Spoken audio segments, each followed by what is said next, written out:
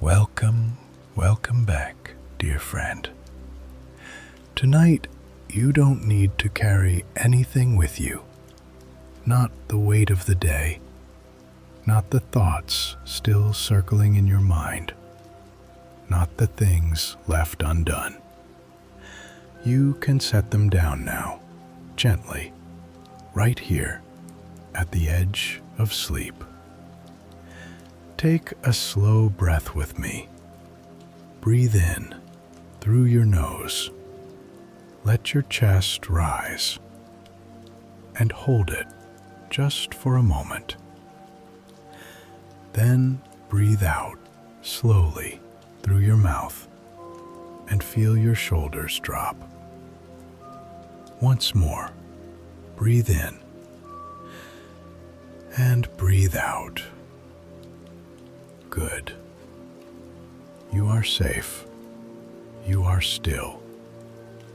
Tonight, we travel together to a very old land. A land of golden hills and valley winds, of shepherd trails wound through rocky slopes, of olive trees heavy with silver leaves trembling in the afternoon light. We go to the land of Canaan, a land where one family's story would quietly change the course of all the world. There was a father there, an old man with deep eyes, whose hair had turned white like morning clouds. He had known great loss in his life and great love, and the kind of quiet faith that does not shout, but simply endures. And he had a son, a young man named Joseph, a boy of 17, slender and bright-eyed, who walked the hills with the sheep in the early morning, watching the sky turn from gray to pale gold to the warm rose of sunrise. Joseph was his father's great joy. And perhaps that was where the trouble began. The father had given his son a coat, a long, beautifully made robe, sewn with threads of many colors, crimson and blue and gold and green, colors that shimmered like the inside of a seashell when the light caught them just right. It was a gift of love, a gift that said, "You are seen, you are cherished." But in a family of many brothers, a coat like that says something else as well. It says, "You are favored above the rest." And Joseph's brothers saw it. Every single day they saw it. But Joseph was a dreamer. Not the kind of dreamer who drifts through the world half awake.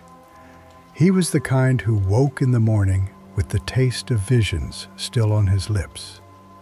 Images of stars bowing down, of sheaves of wheat rising and bending, of something vast and nameless that he did not yet have words to understand.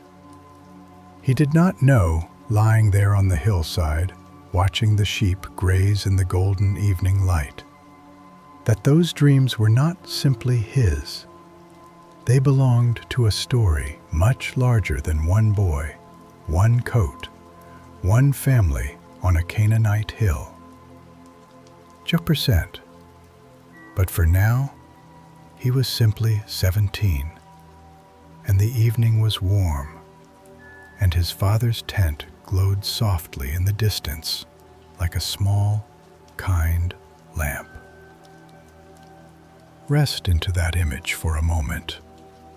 A boy on a hill, the sky fading to violet, stars beginning to appear, one by one, like old promises being quietly kept. One morning, Joseph woke before the sun had fully risen and told his brothers about a dream. He said gently, perhaps not even thinking, Last night, I dreamed that we were all out in the field, binding sheaves of wheat. And suddenly, my sheaf rose up and stood tall, and all of your sheaves gathered around it and bowed down. There was silence in the tent, a long, uncomfortable silence. His brothers looked at one another, and then someone said quietly, with an edge beneath the quiet, "Do you think you will reign over us? Do you think you will rule us?" And the feeling that passed between them in that moment was not the kind that fades by morning. But Joseph dreamed again. He could not help it. The dreams came whether he wished for them or not. This time he saw the sun and the moon and 11 stars, all bowing down to him. Even his father, when he heard, shook his head and said, "What is this dream? Shall your mother and I and your brothers truly bow down to you?" And yet, the old man kept the thought quietly in his heart. He had lived long enough to know that some things that seem impossible simply take a long time. The brothers did not keep it quietly. Each passing week, the resentment settled a little deeper, like silt in still water. They could not speak a kind word to him, not because Joseph had done anything cruel, he had not, but because love, when it falls unevenly, leaves shadows. It is a very human thing, is it not, to struggle when someone near you seems to be lifted higher than you, to feel that their blessing somehow diminishes yours. But it never does. It never truly does. There is always enough sky for every star. Joseph did not understand the storms gathering around him. He was young. He still believed that the world was as warm and safe as his father's embrace. He still ran out to the hills in the morning with something close to joy. And one afternoon, his father called him in. "Your brothers are out tending the flocks near Shechem," the old man said, his voice soft and trusting. "Go and see if all is well with them, and come back and tell me." Joseph put on his coat, the beautiful coat with its threads of crimson and blue and gold. He walked out into the afternoon sun, which was warm and golden, and the road stretched before him toward the distant hills where his brothers waited. He did not know. He could not have known. He walked with the simple faith of someone who has never been truly betrayed. And that walk would change everything. The road to Shechem was long, and when Joseph arrived there, the fields were empty. A stranger found him wandering among the dry grass and told him his brothers had moved on, north, to the valley of Dothan. So Joseph walked further, still carrying his errand, still carrying his father's trust, still wearing his coat that caught the light. The valley of Dothan opened before him, wide and low and still. And from a long way off, his brothers saw him coming. They recognized the coat first. That coat. Always that coat. Something shifts in a person when they have nursed a wound for too long. The sight of the thing that hurt them, even something innocent, even someone who meant them no harm, can open that wound in an instant. And the brothers, that afternoon in Dothan were very far from home, and their father's eyes were very far away. "Here comes the dreamer," one of them said. And the words that followed were dark words. Words that should never pass between brothers. Words about silence and earth and the end of dreams. But one of them, the eldest, a man whose heart was not fully hardened, spoke against it. "Let us not take his life," he said. "Throw him into that old cistern over there in the wilderness, but do not harm him." He meant to come back later and pull Joseph out. He meant to save him. And so when Joseph arrived, walking toward them with a smile, with bread from home perhaps, with a brother's easy trust, they stripped the coat from his shoulders, the coat of many colors, pulled away, and they threw him into the cistern. It was dry. There was no water, only stone and darkness, and the sudden shock of falling. Above him, the circle of sky looked very small and very far away, and the voices of his brothers drifted down as they sat and ate their meal as though nothing had happened. Can you imagine what that silence sounded like there at the bottom of the pit? The dry stone walls, the faint scent of earth, the sky above, still blue, still there, but unreachable. Joseph was 17 years old. He had walked out that morning wearing a beautiful coat, carrying his father's love. And now he was in a hole in the ground. But the sky was still there. Even from the bottom of the deepest pit, the sky does not disappear. It only looks smaller from where you are standing. It does not mean it has grown smaller. Rest now. Let your body sink a little heavier into whatever you are lying on. You are not in a pit. You are held. You are safe. The valley of Dothan in the land of Canaan, where the afternoon sun lay heavy and gold across the dust, and a caravan of merchants from Gilead was winding its slow way southward, camels laden with spices, their bells making a soft, distant music through the heat.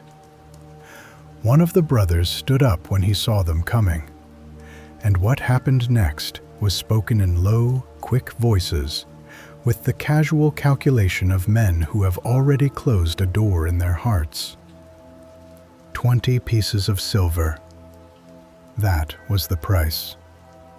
20 silver coins for a dreamer with kind eyes. Joseph was lifted out of the cistern. Perhaps for a moment he thought, relief. Perhaps his heart leapt. They have changed their minds. But the hands that lifted him did not embrace him. They handed him, like a piece of cargo, to strangers. The merchants of Gilead loaded their camels and turned southward, and Joseph went with them, not walking freely as he had that morning, walking behind the camels in the dust with the sound of bells ahead of him and the valley of Dothan growing smaller behind. He may have looked back, once or twice, the way you look back at something you are not sure you will ever see again. The brothers took his coat. They slaughtered a young goat and dipped the coat in the blood, and they carried it home to their father, the old man with the white hair and the deep faith, and they let him draw his own terrible conclusion. The father tore his robe. He wept for many days. He refused to be comforted. "I will go down mourning to my son," he said. Two separate griefs then, moving in opposite directions. a father weeping in a tent in Canaan, and a son walking further and further south toward a land he had never seen. There is something in this that touches a very deep place in many of us, isn't there? The experience of being misunderstood, of being given away, of feeling that the people who should have protected you did not, that you were worth less in their eyes than you knew yourself to be. If you have ever felt that, this story is yours too. Joseph walked south. The land changed around him, the rocky hills of Canaan giving way to wider plains, the air growing drier and warmer, the sky a deeper shade of blue. The caravan moved at the steady, unhurried pace of camels, and the days passed one by one. He was alone among strangers, but the stars at night were the same stars he had always known, the same stars he had seen from his father's hillside, still there, still keeping their old, silent promises. Egypt. The word alone carries a certain weight, doesn't it? Even now, even here, lying in the quiet of your room, you can almost feel what it must have meant to a young man from the hills of Canaan, seeing it for the first time. The great river, wide and slow and green, reflecting the sky in long shimmering panels. The flat fields stretching to the horizon, so different from the terraced slopes of home. Cities of pale stone, larger than anything Joseph had imagined. The smell of the river and fresh bread and incense mingling in the warm air. People speaking in a language he did not know. He was sold again in the markets of Egypt, bought by a man named Potiphar, a captain of the guard, a man of standing in Pharaoh's court, a man who moved through the world with the easy authority of someone accustomed to being obeyed. And Joseph entered his household as a servant. He could have collapsed inward at this point. He could have let the darkness of what had happened seal him off. And perhaps for a time, in the quiet of the nights, there was great sorrow. We don't know. The story does not dwell there, because Joseph did not seem to dwell there. What the story tells us instead is this: he worked. He worked with everything he had. He was honest. He was careful. He was present to each task, no matter how small. And something about that way of being in the world began to shine. Potiphar noticed. It was hard not to notice. There was a quality about this young man from Canaan, a steadiness, a quiet diligence, something that felt like grace, that made things go well. The household ran more smoothly when Joseph was responsible for it. The accounts were cleaner. The servants were calmer. Even the small daily things felt better attended to. Potiphar gave Joseph fort. The 16,771st many of these facts, and one make it in the various into the sun. Potiphar there was closed. This is what familiar is well. Potiphar gave Joseph to. They worked in the writing themselves. They want to discuss. Potiphar gave Joseph man. From Joseph was made. The tober was made for him chosen. Potiphar gave Joseph made with many of these facts. They was interesting the same way. Then they was justice within Joseph gever. Potiphar gave Joseph man. When Joseph made was in chosen, they was closed. They was make it in the various into the sun. Potiphar gave Joseph made was made themself. They noticed every day that Joseph was made with many. Potiphar gave Joseph maid was made for him chone. Potiphar gave Joseph maid was made themself. They was no what some time with many thing canes, and supportly. Potiphar gave Joseph man, when Joseph maid was made themself. They was no what some time with many, and supportly. Potiphar gave Joseph maid was made themself. They was no what some time with many, and supportly. Potiphar gave Joseph maid was made themself.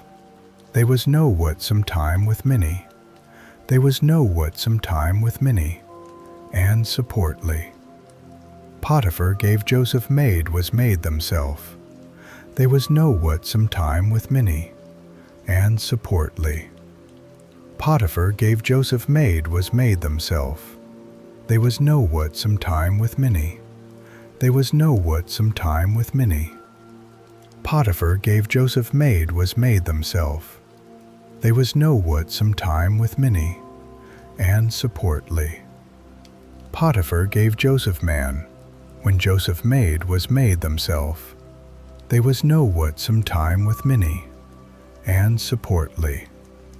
Potiphar gave Joseph maid was made themself. They was no what some time with many, and supportly. Potiphar gave Joseph man, when Joseph maid was made themself. The maximum ban Potiphar gave Joseph more responsibility, then more still, until the day came when Potiphar trusted Joseph with everything in his house, everything except the food he ate himself. From a cistern in Canaan to the head of a household in Egypt, step by step. Not because Joseph had powerful connections, or a plan, or the right coat to wear, but because he simply kept showing up, quietly faithful to the work in front of him. There is a lesson here, if you want it. But tonight, you don't have to do anything with it. Just let it rest beside you in the dark, like a small, warm stone in your hand. The river moved slowly outside in the Egyptian night. The stars were the same stars, and Joseph, somewhere in a household of pale stone, lay down to rest. But not all stories move only upward. Some stories dip down again into another kind of darkness before the light fully comes. There was trouble in Potiphar's house. Trouble that came not from anything Joseph did wrong, but from a lie that was told against him. A false accusation spoken by someone with the power to be believed. And because a lie told in the right ear at the right moment can undo years of faithful work in an afternoon. Joseph found himself once again going down. Potiphar had him thrown into the prison where the king's prisoners were kept. Another closed space, another set of walls, another place where the sky, if you could see it at all, was only a small square of light high above. He had done nothing wrong. He had refused what was wrong. And this was the result. Sometimes faithfulness is not immediately rewarded with freedom. Sometimes it is rewarded with a deeper kind of darkness.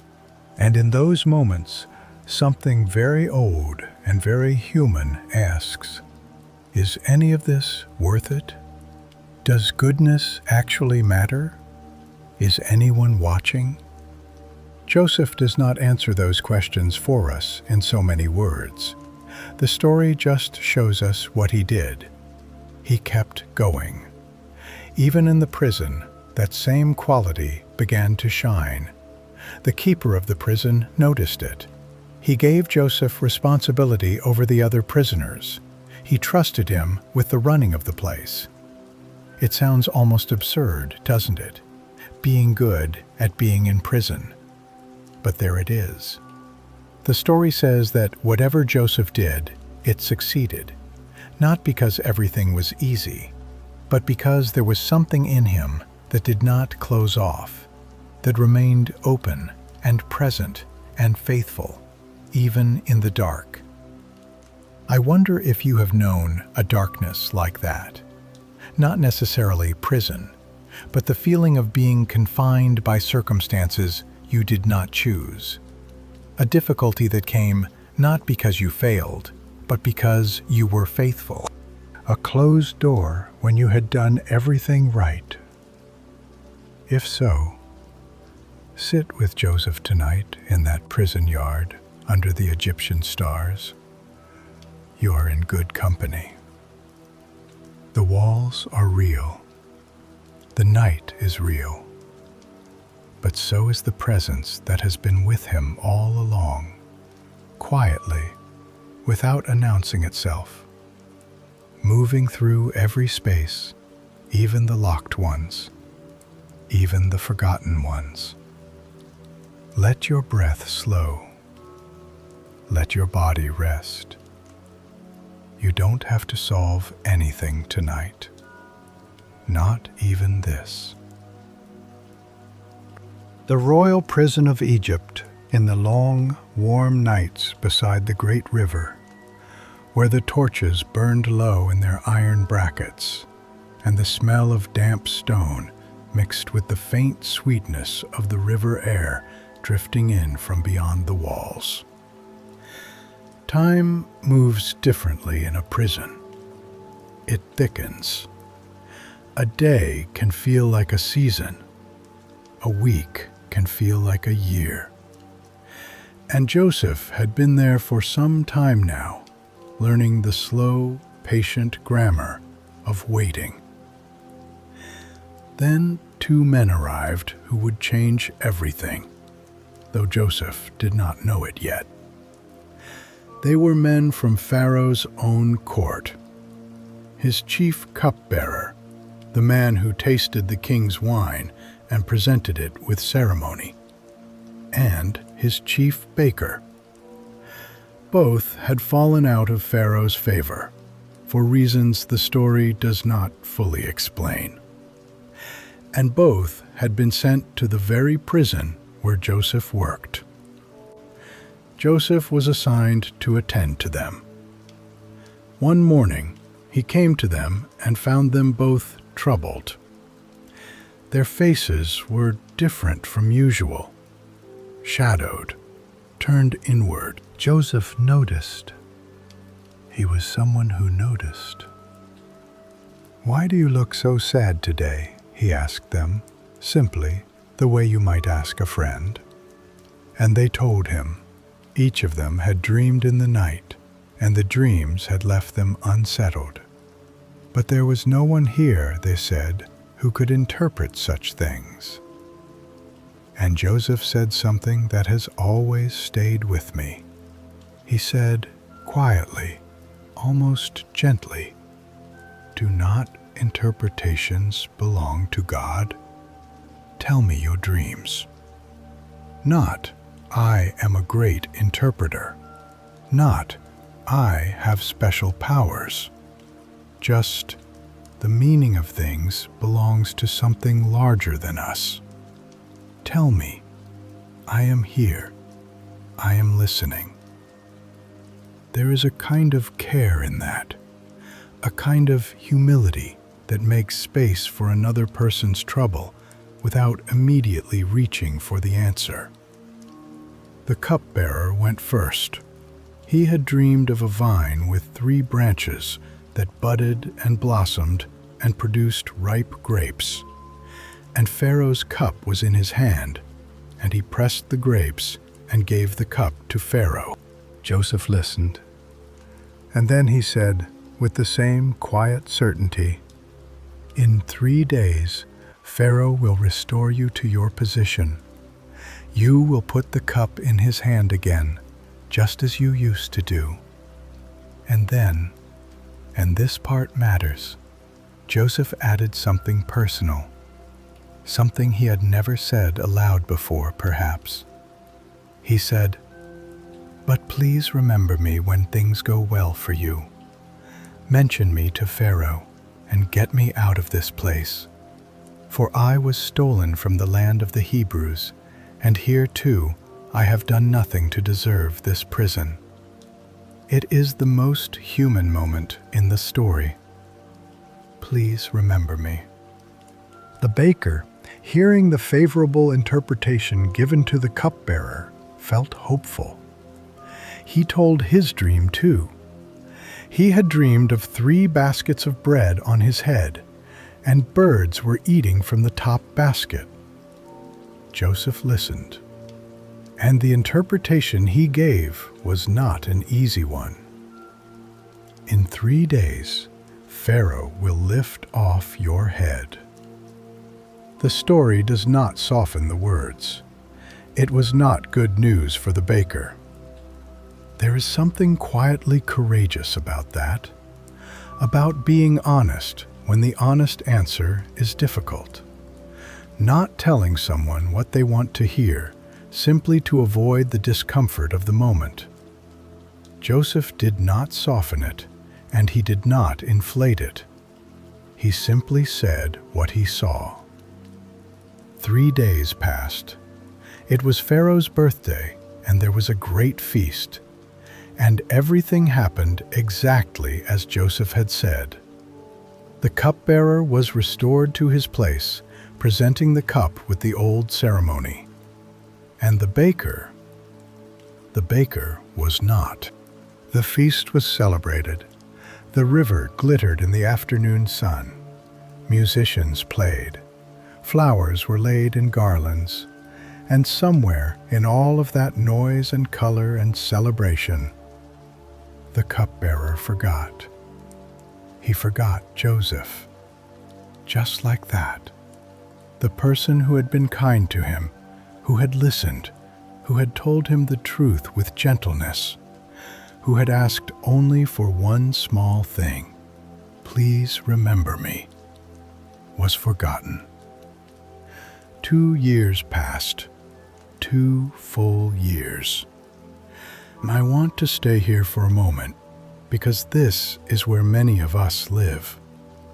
Not in the dramatic betrayals, not in the spectacular reversals of fortune, but here, in the ordinary, quiet forgetting, in the waiting that goes on longer than seems reasonable, in the hope that one door might open, that one person might remember, that one small kindness might come back around. And it doesn't. Not yet. Not for 2 more years. Joseph did not know that 2 years remained. If he had known, it might have broken him. But we are rarely given the full measure of our waiting in advance. We are given only today, and then tomorrow. One small day at a time. He tended to the other prisoners. He noticed when people were troubled. He listened. He kept doing the things that had always been in him to do, not because it was paying off, but because that was simply who he was. In the deep Egyptian night, 2 years long, Joseph waited. And the stars kept watch above the prison walls, slow and faithful, the way stars do. 2 years is a long time, long enough for seasons to turn twice, long enough for a person to begin to wonder if they misremembered their own dreams, if those visions of stars bowing down, of sheaves rising, if those were just the imaginings of a young boy who wanted too much, who reached too far, who mistook his father's favoritism for a sign from heaven. The mind, in long seasons of waiting, can be unkind to the things we once believed. But Joseph, the story shows us a Joseph who does not seem to have curdled, who has not become bitter, though he had every reason to be, who has not closed off, though life had closed many doors against him. How does a person stay soft in a hard place? How does someone remain open when so much has tried to seal them shut? I don't think there's a simple answer, but perhaps it has something to do with smallness, with choosing each day the small kindnesses that are still possible, noticing the troubled face, Asking the quiet question, listening without needing anything in return. Those small things don't feel like much in the moment. They don't feel like they're building toward anything. They feel like the ordinary texture of an ordinary day in an ordinary prison. But something is always being woven, even when we cannot see the loom. The river outside Joseph's walls was doing what the Nile always does, swelling in its season, receding in its season, flooding the fields with the rich black silt that makes Egypt the most fertile land in the world. Life upon life upon life, cycling through the years in its old, patient pattern. There is a kind of rest in that, if you let it in. The world has its own rhythms. Your story has its own season. The waiting is not a punishment. It is not a sign that you have been forgotten by everything that matters. It is just winter. And winter always, always ends. Joseph lay down in his prison cell on an ordinary night in an ordinary week of the second year. He did not know what was coming. He could not have guessed. He simply closed his eyes and breathed and slept. And somewhere in the palace, a few miles from where he lay, the most powerful man in the known world was about to have a very strange dream. Everything was about to change, but Joseph did not know that yet. And so he slept, as you are beginning to sleep now, quietly, safely, held by something older and steadier than any wall. The palace of Pharaoh on the banks of the great Nile, where the ceilings were painted with the flight of ibis birds, and the floors were cool, smooth stone, even in the height of summer. And the night air came through the high windows, carrying the smell of the river and distant lotus blossoms. Pharaoh woke in the dark. He had dreamed, and the dream had left him shaken in a way he could not account for. Not frightened exactly, but unsettled, as if something very important had been said to him in a language he almost understood. He had dreamed of 7 fat, healthy cows rising from the Nile, grazing in the river grass, and then 7 thin, gaunt cows rising after them. And the thin cows had eaten the fat ones, and still looked thin, still looked hungry, as if nothing had been consumed at all. Then he had dreamed again, 7 full heads of grain, and 7 thin ones, blasted by the east wind. And the thin ones swallowed the full ones. When morning came, his spirit was troubled. He called for every magician, every wise man, every sage in Egypt, and they came, filing into the great hall in their robes and their carefully arranged certainty, and not one of them could tell him what his dream meant. The silence in that hall must have been extraordinary.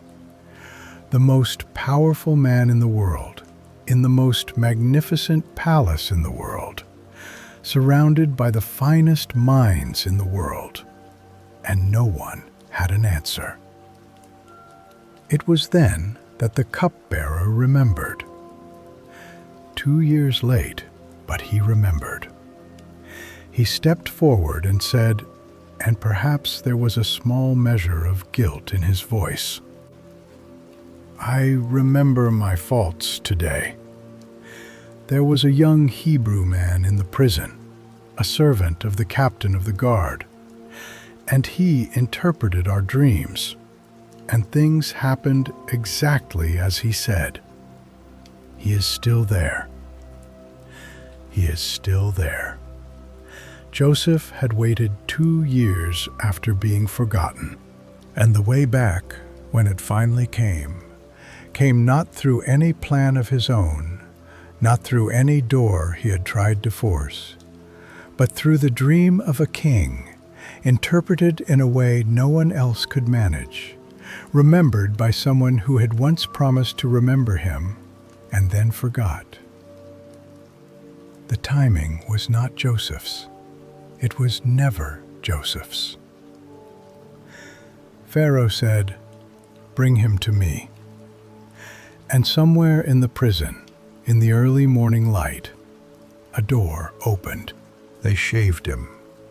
They gave him clean clothes, and they brought him before Pharaoh. Think about that for a moment. 13 years had passed since the coat of many colors was stripped from his shoulders. 13 years since the cistern, since the caravan, since the false accusation, since the prison. And now here he was, clean-shaved, in new clothes, standing before the throne of Egypt. Pharaoh looked at him and said, "I have heard that you can interpret dreams." And Joseph, this is the part I love, Joseph said, "It is not in me. God will give Pharaoh a favorable answer. Not, 'Yes, I am the one you need.' Not, 'I have been waiting for this moment.' Just, 'It is not in me.' The understanding belongs to something larger. Tell me the dream." There is a quality of character revealed in that sentence that the 13 years of darkness had shaped. A man who has had everything stripped away, who has learned that he cannot control what comes to him or what is taken from him. Such a man holds himself differently, more lightly, less armored, more honest. Pharaoh told the dream, both parts of it, the cows, the grain. And Joseph said, clearly and calmly, "God is showing Pharaoh what he is about to do. 7 years of great abundance are coming to all of Egypt. After them, 7 years of famine so severe that the abundance will be forgotten. It is as certain as the doubling of the dream.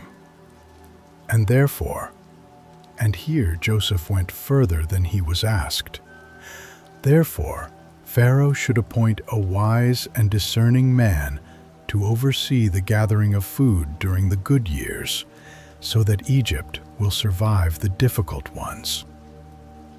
He didn't just interpret the dream. He offered the solution, not to make himself indispensable, but because he could see what was needed, because he had spent 13 years learning to see what was needed in whatever room he was standing in. Pharaoh looked at Joseph.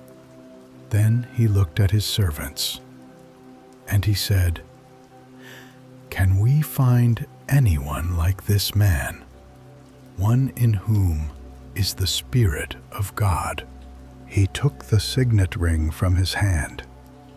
He placed it on Joseph's finger. He dressed him in robes of fine linen. He put a gold chain around his neck. And he said, I hereby put you in charge of the whole land of Egypt, from a prison cell to the second chariot in Egypt, in one morning. In the time it takes for a story to find its right moment. Joseph was 30 years old. He rode in Pharaoh's second chariot through the streets of Egypt, and people knelt before him as he passed. He oversaw the building of great storehouses in every city.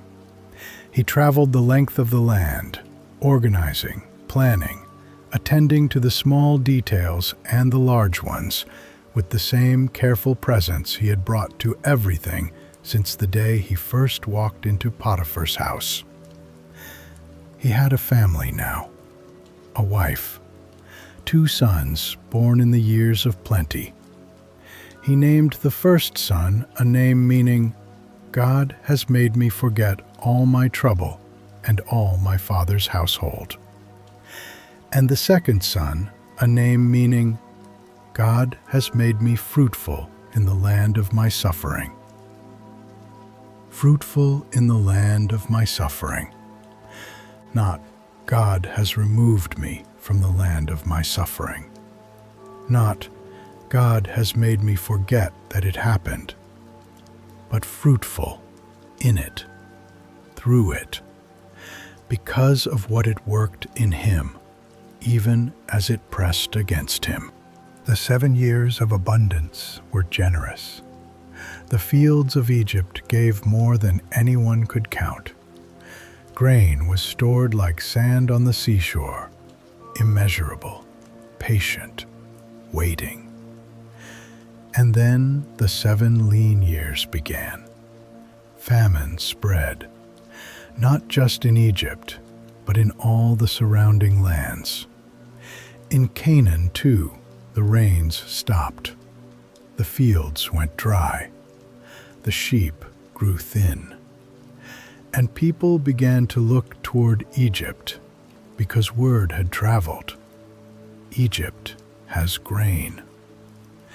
People came from everywhere to buy food, long lines of them, making the slow journey to the storehouses. And Joseph was the one who opened the storehouses.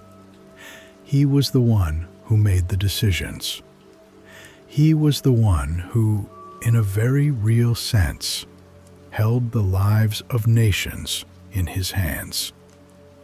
The boy in the pit, the servant in the household, the prisoner in the cell, the forgotten man, had become the one through whom many would live. There is something in that is almost too large to hold. How the very things that seemed to be the end of a story were, in truth, the making of it. Let that thought rest with you, gently, without needing to analyze it. Not as a lesson to be learned, but as a light to be sat near. Something warm.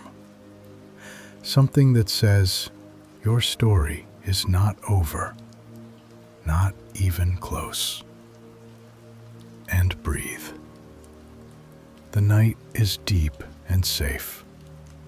Egypt's river runs quietly in the dark. And somewhere in all of this, you are being carried too.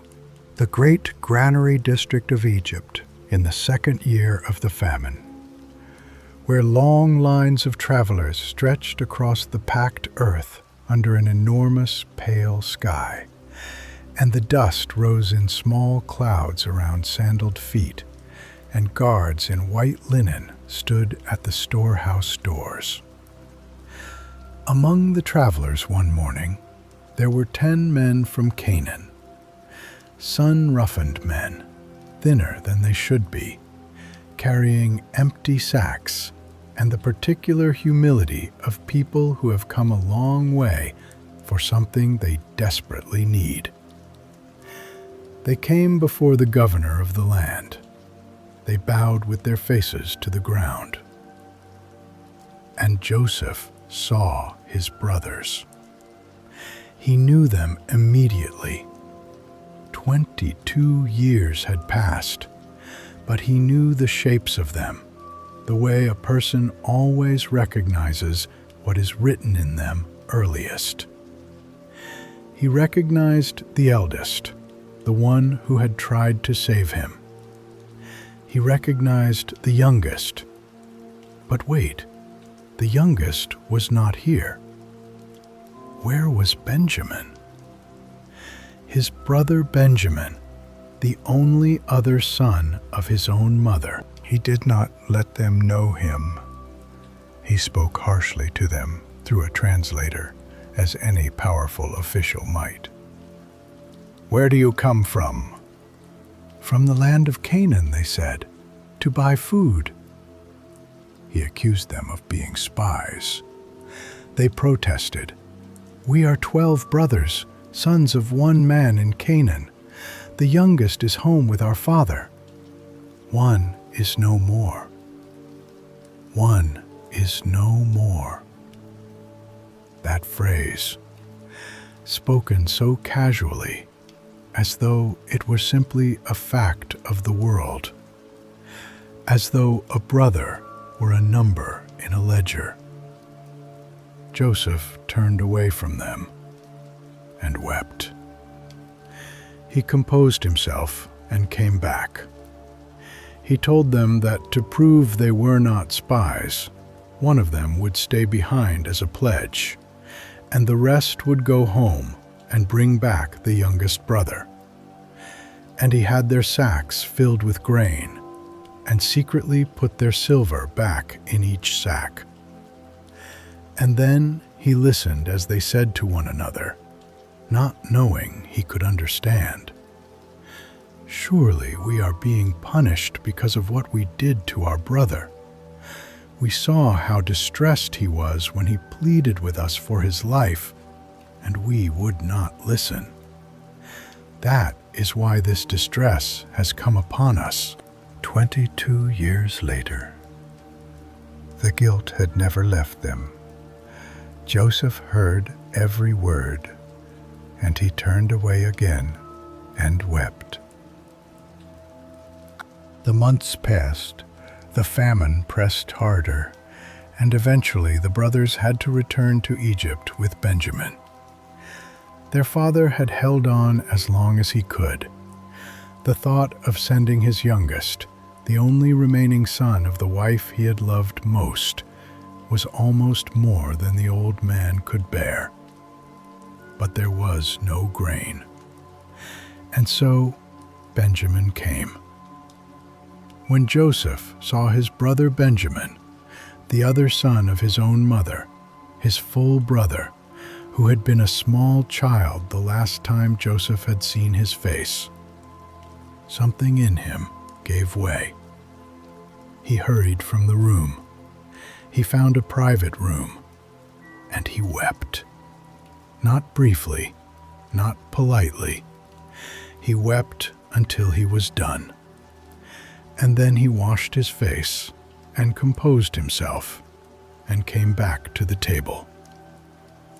There is something profound in the weeping of a strong man, of a man who holds great power, who has survived unimaginable things, who has every reason to armor himself, choosing instead to feel, to let the long-held grief and longing move through him rather than pressing it back down. He could not yet reveal himself. There were things he needed to understand first. Whether his brothers had changed, whether they would protect Benjamin as they had not protected him. And so he arranged one more test. He had a silver cup hidden in Benjamin's sack. When the brothers had started back toward Canaan, his steward caught up with them and accused them of theft. They were stunned. Innocent, they said, all of them. They came back. And when the cup was found in Benjamin's bag, Judah stepped forward. And Judah, the same Judah who years ago had suggested selling Joseph to the merchants, Judah spoke. He told Joseph everything about the old father at home, about how the father had already lost one son and how it had nearly destroyed him, about how if Benjamin did not return, the old man would surely die. And Judah said, "Please, take me instead of the boy. Let him go.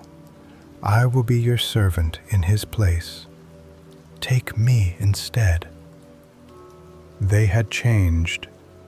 Time and guilt and love had worked in them what nothing else could. Joseph could not hold it in any longer. He sent all his servants out of the room, all of them. And then he stood there with his brothers, just them, no translators, no guards, no ceremony, and he wept aloud, so loudly that the Egyptians in the house heard it. And then he said, in their own language, the language of Canaan, the language of their childhood, the language of their father's tent, "I am Joseph. Is my father still alive?" The brothers could not answer him. They were terrified. They stood there, speechless, as the entire weight of 22 years landed on them all at once. And Joseph said, "Come close to me." And they came close. And he said, "I am your brother Joseph, whom you sold into Egypt. And now do not be distressed, and do not be angry with yourselves for selling me here, because it was to save lives that God sent me ahead of you." It was to save lives. He did not say, "What you did was fine." He did not say, "It didn't hurt." He did not say, "I wasn't damaged by it." He said, "I have looked at all of it, the pit, the caravan, the prison, the forgetting, the long years. And I have found a meaning in it that is larger than the harm. I was sent. Even through the harm, I was somehow sent. That is not a small thing to arrive at. That is not a thing you can rush to. It comes, if it comes, only after a long time in the dark. Only after you have sat long enough with the hurt to see through to the other side." Joseph embraced Benjamin and wept on his neck. Then he kissed all his brothers and wept over them. And after that, his brothers talked with him freely. Freely. After all of it. Freely. There is a kind of freedom on the other side of a true reckoning. When the long-held thing is finally said, finally received, finally wept over together. When the story can breathe again. The night outside was warm and quiet. The Nile moved softly in the darkness. And in a room in Egypt, a family that had been broken for 22 years was beginning, slowly, carefully, to put itself back together. Let that softness come into you now. Whatever has been broken in your own story, whatever has been carried, There is a way through. There is always a way through. Rest now. Rest. The land of Goshen, on the eastern edge of Egypt, where the delta spreads open into wide green meadows and the light in the late afternoon turns the grass to the color of pale gold, and the air is cooler and softer than the deep desert, and the sky stretches from horizon to horizon like a great, unhurried breath.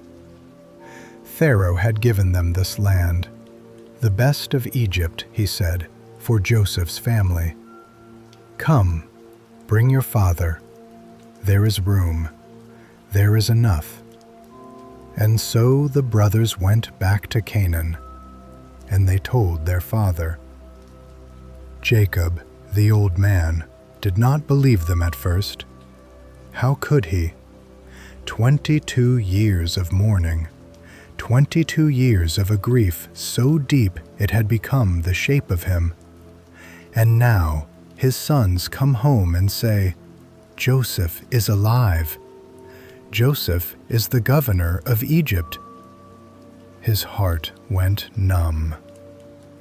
But then they told him everything, and he saw the wagons Pharaoh had sent to carry him. And something in the old man, something that had been sealed shut for 22 years, opened. It is enough, he said. My son Joseph is still alive. I will go and see him before I die. It is enough. What a thing to say. Not, I understand why this happened. Not, I have forgiven everything. Just, he is alive. That is enough. I will go. The journey from Canaan to Egypt was not short, but Jacob made it. The old man, leaning on his staff, riding in Pharaoh's wagons, carried by his son's hands, moved toward the thing he had given up believing in. And Joseph harnessed his own chariot. He did not wait for them to come to him. He went to Goshen himself. He went to meet his father. And when he saw him, the old man, white-haired, thinner, bent with age and grief, Joseph fell on his neck, and he wept there for a long time. And Jacob said, Now I can die in peace. I have seen your face. You are still alive. Still alive. Still alive. There are no better words than those in some seasons.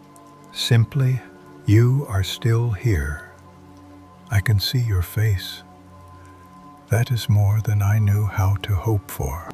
The family of Jacob settled in Goshen, and they multiplied, and they flourished. And Joseph cared for them through all the remaining years of the famine and beyond. And later, much later, when their father was very old and near the end, the brothers came to Joseph afraid. They thought, now that our father is dying, perhaps Joseph will take his revenge. Perhaps the kindness he showed us was only courtesy, only duty. Perhaps now the truth will come. And Joseph wept when he heard their fear. He said, Do not be afraid. Am I in the place of God? You intended to harm me, but God intended it for good, to accomplish what is now being done, the saving of many lives. So then, do not be afraid. I will provide for you and your children. Ere comforted them, he comforted Joseph, and when in Shogolbai, he spoke kindly to them. This is not a story about a man who never hurt. It is not a story about someone who was carried through life without scars. The tears along the way were real. The pit was real. The prison was real. The forgetting was real. But it is also a story about what does not break, about the thing in a person that can hold, across 13 years of darkness, a kind of orientation toward goodness, toward faithfulness, toward the next small thing that can be done well. What was it that kept Joseph? The story suggests it was not his own strength. He did not hold himself together by sheer will. Something held him. Something moved through every closed room he was placed in. Something turned what others meant for harm toward a different kind of ending. You do not have to believe exactly what Joseph believed to find comfort in that. You simply have to sit with the possibility that your own story, wherever it is right now, whatever room it is in, is not abandoned, is not forgotten, is still being written, and that the most important chapters sometimes come after the longest nights. Let your body be heavy now. Let your shoulders release. Let your hands be open and still at your sides. There is nothing you need to hold, nothing you need to carry. Not tonight. The stars over Goshen are the same stars that watched over every part of this journey. From the hills of Canaan to the bottom of the cistern, to the Egyptian prison yard, to the second chariot of Pharaoh. The same stars, keeping the same patient, ancient watch. Tonight, before we part, let this story fold itself gently around you. You have traveled far, from the sunlit hills of Canaan, down into the darkness of the cistern, across the dry miles of the desert road, into the storehouses of Egypt, through the long years of waiting, the forgotten prayer, the dream that seemed to have died. And you have seen it come back, slowly, quietly, the way light comes back, not all at once, but in degrees, a faint rim on the horizon, then a paling of the stars, then the first pale gold, then warmth. Not every story resolves the way Joseph's did, and I am not asking you to pretend that yours has, or that it will in exactly the same shape. Life is not a formula. People are not the same. Seasons are not the same. But there is something in this story that is older than its outcome, something in the quality of Joseph's presence, the way he stayed soft in hard places, the way he kept attending to the small tasks with care, the way he did not let bitterness close off the part of him that could weep, that could see what was needed, that could offer kindness to a stranger in a prison cell. That quality is available to you too. Not as an achievement, not as something you have to earn, but as a way of moving through whatever room you find yourself in. Simply to notice, to be present, to do the next small thing faithfully, to not close off, to let yourself be held. The river outside is quiet. Goshen is quiet. The stars are doing their slow, faithful work. And the old man Jacob is sleeping well tonight. For the first time in 22 years, he is sleeping well. Because the one he thought was gone has been found. Because what was lost has been returned. Because the story that seemed to end in a pit in the ground did not end there after all. Neither does yours. Let your eyes be still. Let your thoughts grow softer, quieter, like the last light of a candle settling into warmth. You don't have to figure anything out tonight. You don't have to know how it ends. You only have to rest. You are not walking alone. You have never been walking alone. Even in the darkest, most forgotten rooms of your life, you were accompanied. Even there, especially there. Sleep well. You are not walking alone. Good night from Calm Night.